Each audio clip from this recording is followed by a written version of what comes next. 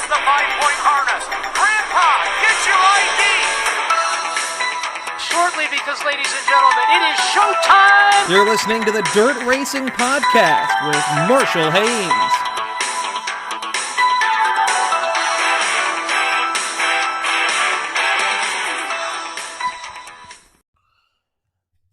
Results for the late models, starting with the Lucas Oil Series. This was all clear back in January. The first race was scheduled for January 22nd at Alltech, and it was rained out the next night. The 23rd was at Alltech. Kyle Larson dominated the field. Then we moved to East Bay for the rest. On the 25th, it was Hudson O'Neal winning it. The 26th was Tyler Erb. 27th was Josh Richards.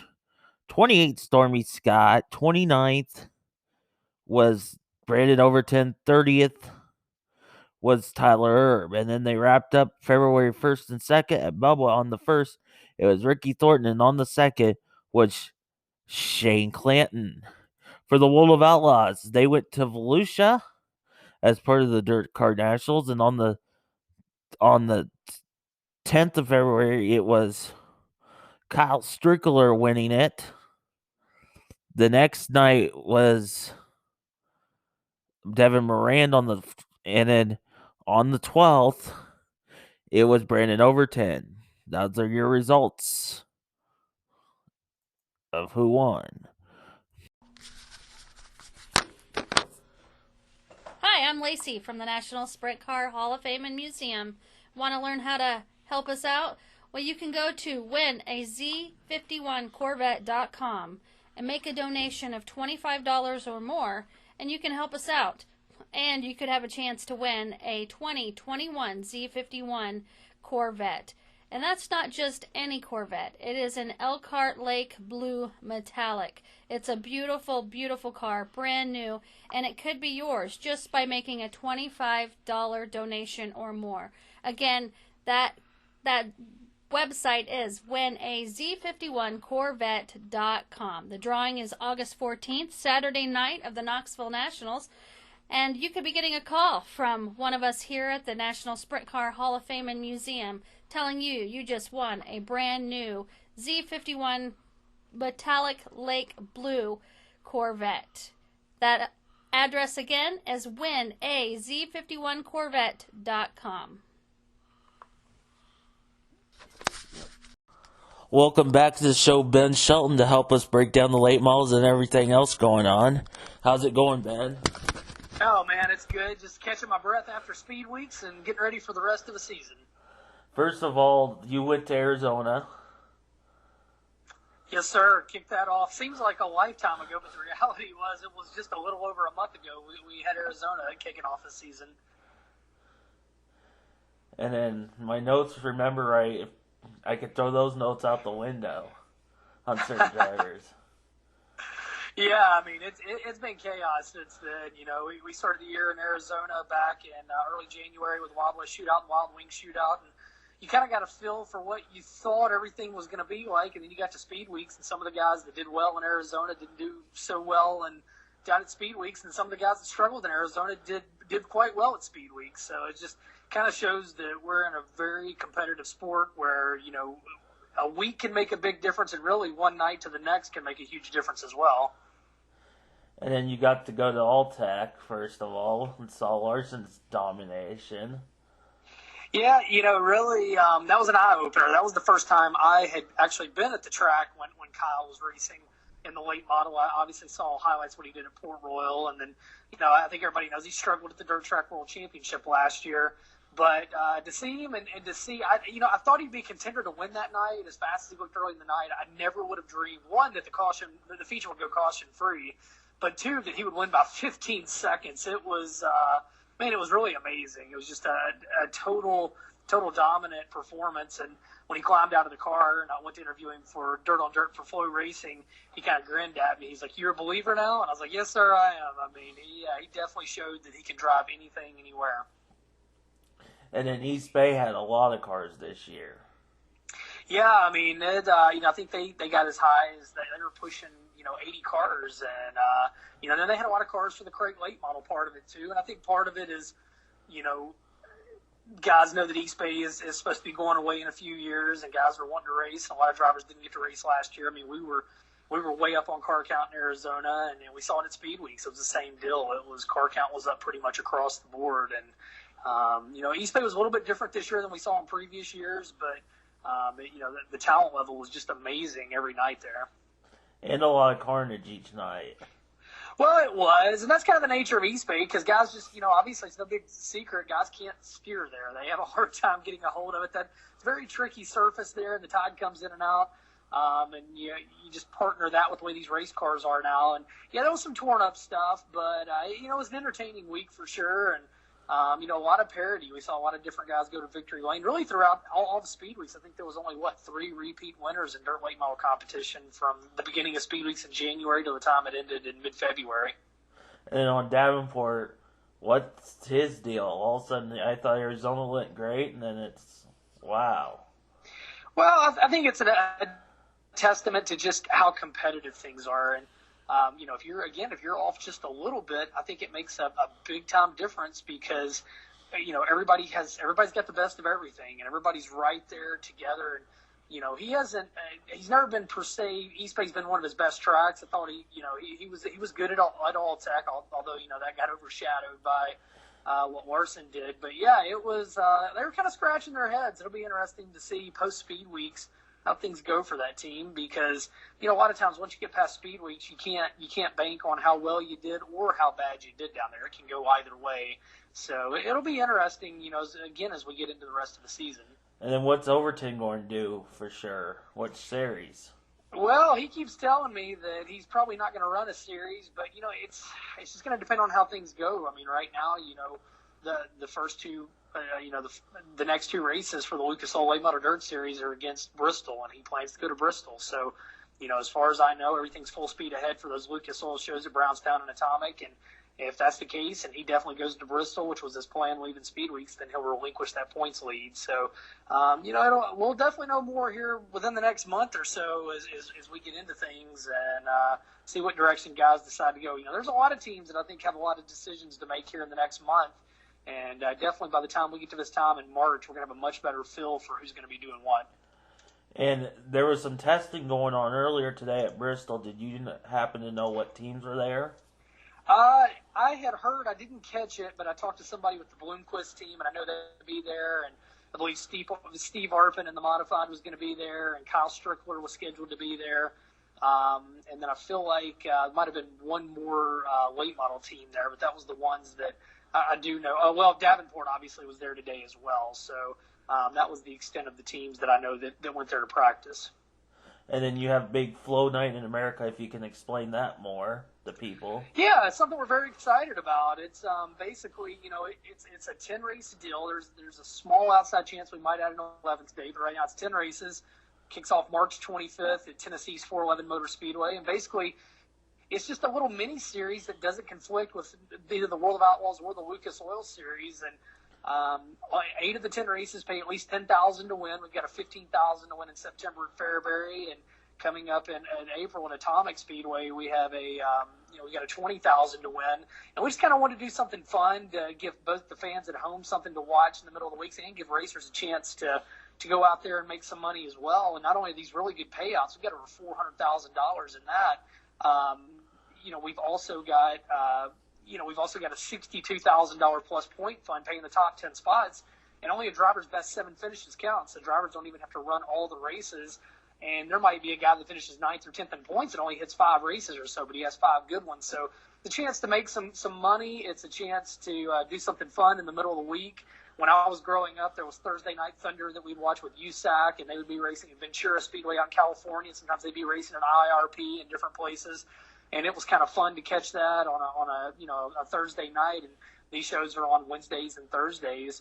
And it just gives, again, these racers a chance to make some extra money. These fans see some extra racing. And, it's just a win-win. It's definitely not out there to compete with anybody or any series. It's just something else on the market. We're really excited to have it coming to life here within the next month. Like I said, March 25th is the first race, and then less than a week later we'll be at Tri-City Speedway in Illinois. So we've got some really good tracks. Talked about those, and Atomic. We've got Tyler County Speedway in West Virginia, Brownstown Speedway in Indiana, up in your neck of the woods, Marshalltown Speedway there in Iowa, Florence Speedway in Kentucky, and we mentioned Fairbury in Illinois, and then in October we're going to Tri-County Racetrack in North Carolina and Volunteer Speedway at Bulls Gap, Tennessee. So 10 different tracks, over $400,000 in money, and just something fun and different here in 2021.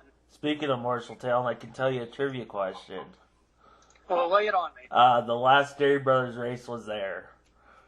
Yeah, they had. It took a few different tries to get it. They kept having trouble with the weather, and they finally got it in. But yeah, you are correct about that. It's a neat little track. Yeah, everywhere I've been, I have never been there. Very excited to be going, and it's definitely been a bucket list place for me. And Dustin Jarrett, my partner in crime on this series, he's been there, and he raves about the place. So, yeah, we're definitely very excited. We're excited about all these tracks, but I'd be lying if I didn't say that one's a little something extra, just because I've never been there, and there's not a whole lot of tracks that are like that anymore. So I'm really excited to get to go there for the first time, and we very excited that Toby Cruz and the gang are working with us to bring that show there, and hopefully it'll lead to more big super late model events at Marshalltown. Yeah, that would, because I know that month of May you have Boone with the Outlaws, and then Lucas Oil at 34, and then this. Yeah, it's a whole lot. So it's definitely a lot to get us excited about it, and hopefully Mother Nature will be a fan, and we can have some great shows. And then the Bristol, did you see where Larson's going to that for the first one? Yeah, Larson's going to be there. And I think you're going to see, I don't want to steal any thunder, but I think there may be some other NASCAR guys that run some of the Bristol events leading into, in conjunction with the NASCAR weekend as well. So I think there's a lot of information to come out there. It'll be interesting to see how it unfolds and, how the place races. I was there back around 2000 when they put dirt on it the first time, and it was pretty surreal to see that. So it'll be interesting to see how this weekend goes. Both weekends with both what they're doing with the Bristol Dirt Nationals, and then I guess 3, because you've got the World of Outlaw late models there for a weekend, and the World of Outlaw sprints there for a weekend as well. And then mention some of where they can find you all at. Well, definitely with the Castrol Flow Racing Night in America, you can find details on that at flowracing.com and on dirtondirt.com. And, we've got a lot of different things going on. And, as far as my personal company, always check out msrmafia.com. We help with a lot of teams and events and different things, and always just trying to do what we can to grow the business and help racing and, keep things moving forward. So we appreciate everybody getting out and supporting everything, whether you support your local track, a special event, or any of these great businesses that help the sport go round. And then if you don't ever see Dirt on Dirt does for Speedweeks the ride home, I always try to catch that. Yeah, we have a good time with that. I think we might have ruffled a few feathers this year, but, everybody kind of wants to, have our honest opinion. And sometimes when you get the honest opinion, it's not necessarily what people want to hear, but, no, we have a good time with it. We probably, that idea kind of started as something that we were going to do just for fun a couple of years ago, and it's arguably grown into our biggest deal. People really enjoy it, and I think even when they're mad at us, sometimes I think they enjoy it. So it's something we enjoy doing, and it's just kind of a inside peek into the fact that at the end of the day, we all work in the industry, but we're giant race fans, and we just love what we do. And we're constantly talking about, when we're not on air, we're still talking about racing because we've grown up around it, we live it and breathe it. So, it's kind of been a fun insight behind the scenes with the staff, if you will, as we go through Speedweeks, which this year was, 20-plus days. So there was definitely a lot of things that got talked about. And then on the Rocket House car with Shepard, when will he be back on track? Yeah, those guys, I think it'll be interesting because they're going to, the Outlaws are scheduled to get back in action here in early March. Duck River, Brandon's good. He's won at Smoky Mountain. It'll be interesting. I would be surprised if he didn't win at least one race that weekend, especially Smoky Mountain. That team's really good on those big tracks like that. And I think you asked about Davenport being a tick off, and they're at Speedweeks after being so good in Arizona. And I think if you're off just a little bit, it just shows, just because the talent is so strong out there. So if we've seen anything, again, we've seen teams go and have an amazing speed weeks and not win another race the rest of the year. So I don't know that we can put a lot of stock into speed weeks, but again, here in the next month, there's a lot of racing. As long as Mother Nature doesn't intervene, there's a lot of racing coming up, and we're going to know what teams got it corrected or which teams may be on the struggle bus all year. So it's hard to imagine Jonathan Davenport or Brandon Shepard, struggling all year. But hey, man, again, in dirt late model racing, anything is possible. So it could go either way, and I guess we're all just going to have to tune in and see how it plays out. The one guy I was surprised with and I knew nothing about was Blair Nordorf. Yeah, Blair, he started in spec late model action with Soda and moved up into super late model action about a little over 2 years ago. And, we kind of made the joke. A lot of people struggle with his name for sure. And even as an announcer, and even he's become a good friend of mine. I still struggle at times in the moment. But, yeah, so we started calling him Snowdrift as kind of a joke. And it kind of stuck. And he's had apparel made with it and everything. But, Nodorf has really taken his lumps the past few years. He's got out there. He's gone to a lot of events, and, he's had more than his fair share of struggles, but it finally started to turn around this year. He made his first features at East Bay. He made a feature there at Volusia. He's still learning, but, a driver being out of South Dakota in the super late model ranks, you're a little bit of a disadvantage because there's not a lot of open competition action up there. So I think for the limited amount of competition he's been able to have, I think he's actually, he's done really well.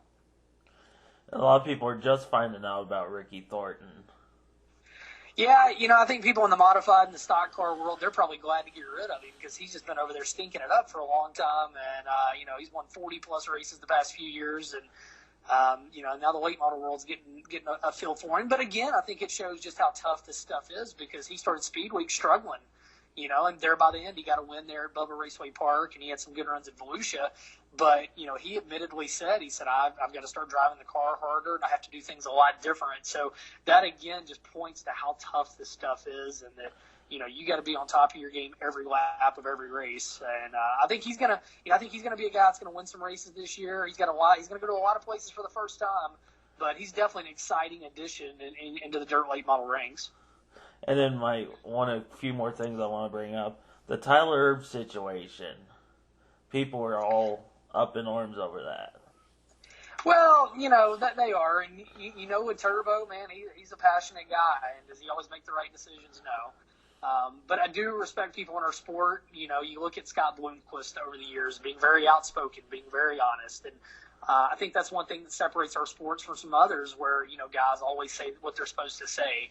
I love that our sport, when somebody's pissed off, they say they're pissed off, and, when they think somebody's done them wrong, they say it. And sometimes can Tyler probably turn it down from a 10 to a 5? Probably, and Tyler will admit that. But also, I do respect his passion for what he does. And, he definitely ruffled some feathers and there in Speed Weeks. And, I hated to see that go that way for him. And, also for Mason Ziegler and that. But, again, these guys take a lot of passion. They want to win. They're competitors, and things like that happen. And with Tyler, because he's such a passionate guy, it seems like there's that much better of a probability he's going to be involved with it more than just about any other driver. And then Bloomquist. Everybody can't stop talking. Is he coming? Is he back for sure? As far as driving style? I knew his leg was an issue. Yeah, he says he feels a lot better. And, I caught a lot of grief on the drive home because I made the comment at Volusia after the first night that they got a penalty for the droop rule. And I said, you know what? I think Scott's going to need a provisional every night to make a show. Well, he raced into every show except the last one, which rained out. So Team Zero, they gave me a hard time. Some of the fans, they were less than pleased with me. Definitely made a bad prediction. But I'll say this. I think Scott showed as much speed as I've seen him start the year with in a couple of years. So I think Scott is going to get back to victory lane this year. And, our sport needs the Scott Bloomquist because he's a polarizing individual. People either love him or they don't, but they all want to see him race. And, we want to see legends like that keep going. So I think Scott, I'm not saying he's going to go win double-digit races this year, but I do think Scott is going to have a better year than he's had the past few. And I think part of it is he's just more comfortable in the race car, as he recovers from the surgery and the injuries and everything that he had. I hope to see you sometime this year. Yeah, I definitely plan to come back to Knoxville for the Late Model Nationals, and then I'll be up there at Marshalltown. So I'm sure I'll be in your neck of the woods. Hopefully, definitely more this year than last year. But hopefully, we're all going to get to race a lot more. Yeah, I missed Knoxville last year. Yeah, that was a tough one. To lose both the national, the late model and the sprint car nationals, that was a tough one. So, you're going to think positive and think hopefully, everything's headed in the right direction, and we're going to get to have all the races this year that we didn't get to have last year. And then you can see the exhibit of Greg Hodnett too.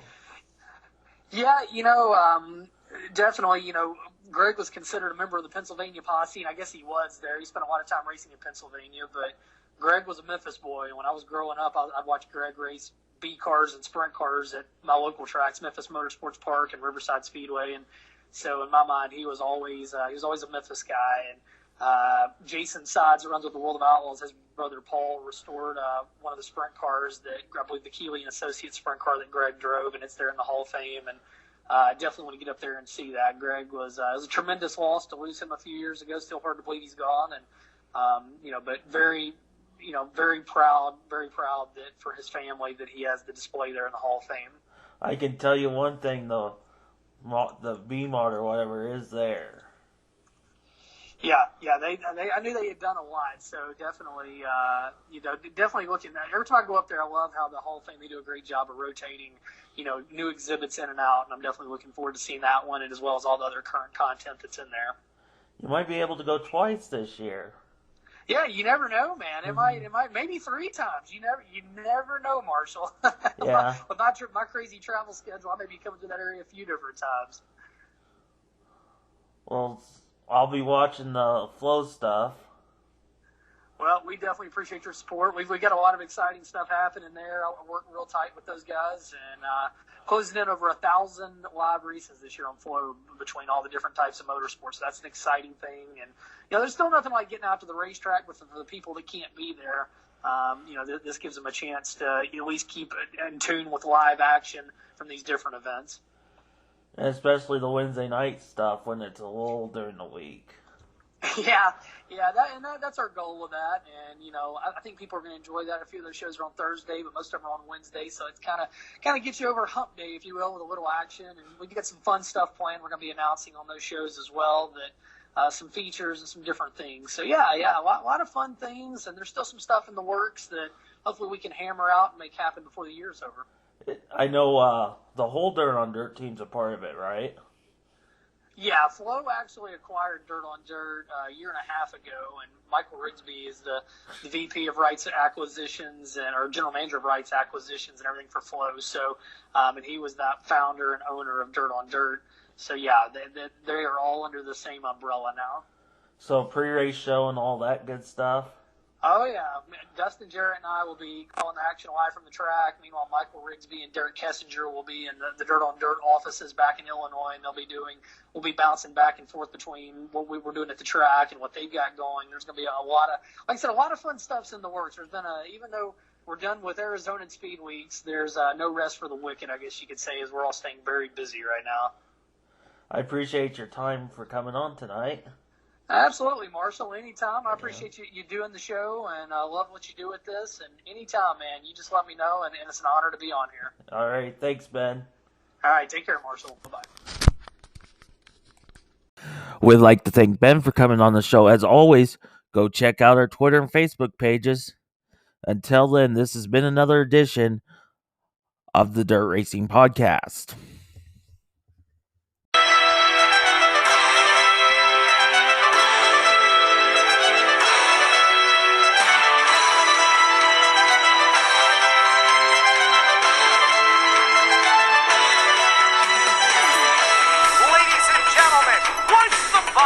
Adjust the 5-point harness. Grandpa, get your ID!